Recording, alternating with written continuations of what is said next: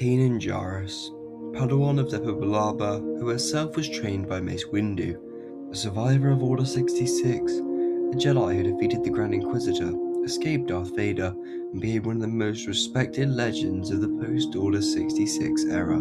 Despite eventually giving his life on the fall, Kanan's legacy is enormous, but today we're asking a very specific question.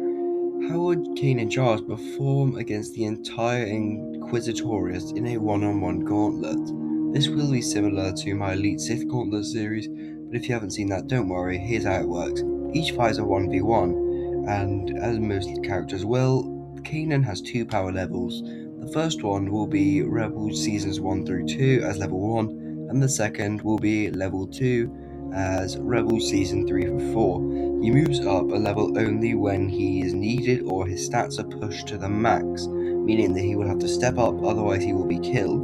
And the gauntlet ends when Kanan can't continue and is defeated at the very peak of his power on his highest level, for this case level 2. Anyway, enough of that rant, now let us begin. Here we get into the first round, this being Kanan versus the 8th brother. The 8th brother is one of my favourite Inquisitors, but also one of the weakest Inquisitors, sadly. He appears mainly, if not entirely, in Twilight of the Apprentice, known for his spinning buzzsaw lightsaber and his inspired acrobatics.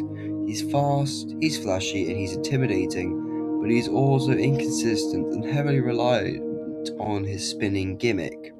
Kanan already defeated him in canon, and, well, nothing changes here. Easily, Kanan would win, level 1, very comfortably. The next round, or round 2, would be Kanan versus the 6th brother. The 6th brother is best known from the Ahsoka novel. He's the Inquisitor she defeats to purify his crystals into the sources she would use to get the blades for her white lightsabers. He's competent, aggressive, and physically imposing, but ultimately unremarkable. And let's be honest, the only thing he has, I think, is maybe a bit of muscle mass. He lacks the finesse or tactical depth to overwhelm Kanan, and he is very ignorant in a lot of cases, from what I have seen. And this would be a tough fight for level 1 Kanan. The 6th brother hits relatively hard, but he's not that good, but he's mediocre at best. So Kanan's adaptability and technique would easily give him an edge.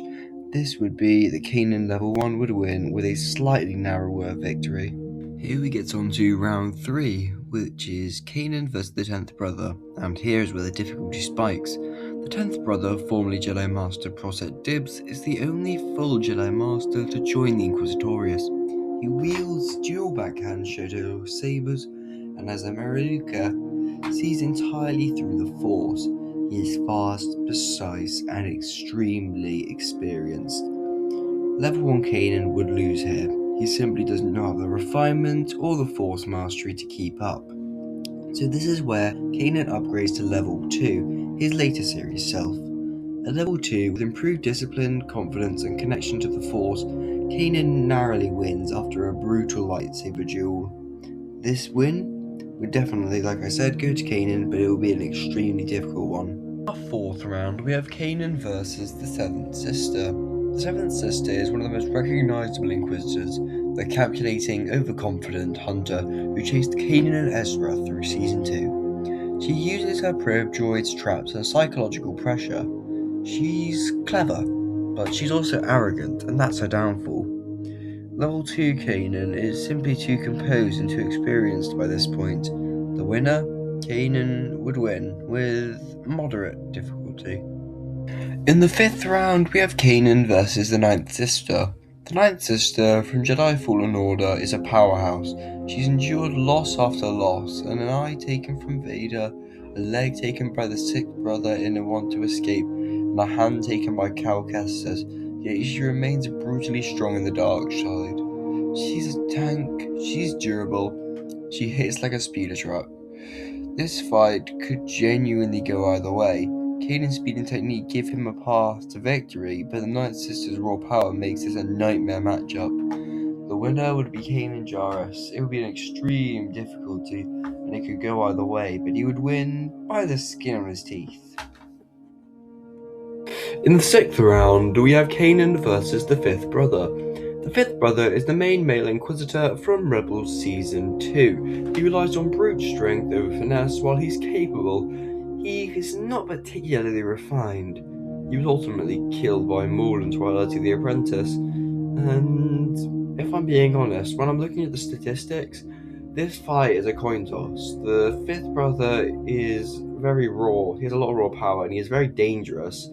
We did see him go on quite a few dangerous hunts, including the one for Eath Koth, but Kanan's agility and technique give him just enough of an edge. The winner, I'd say Kanan would win, barely, with a near-fatal encounter here. In the 7th round, we have Kanan versus the 4th sister, otherwise known as Lyn Rakish, before she became an Inquisitor. And here we now reach the Generation 1 Inquisitors, the originals, the elite Jedi Hunters. The 4th sister, Lyn Rakish, appears in Tales of the Empire and one of the earliest and most capable Inquisitors. She is fast, disciplined, and far more refined than the later generations that we have seen before. This is where Kanan hits the wall. Lyn Rakish is simply too polished, too experienced, and too overwhelming in blade-to-blade combat. Kanan puts up a phenomenal fight, but he could not defeat her. The winner being the 4th sister. Here is where Kanan stops and this gauntlet ends. And in the end, Kanan performs very well in this gauntlet. If I'm being honest, much better than I thought he would. He defeats the 8th brother, the 6th brother, 10th brother, 7th sister, 9th sister, and the 5th brother. And if I'm being honest, a pretty big haul. But he does fall to the 4th sister, one of the earliest, strongest, and most disciplined members of the inquisitorius. So that's a fair excuse.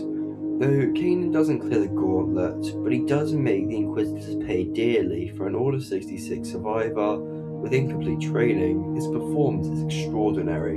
If you guys enjoyed this breakdown, let me know who you'd like to see next in the series. I'll be posting a poll on my channel with options for future gauntlets, and if you guys want to interact with that, feel free. But anyway, I will see you guys in the next one.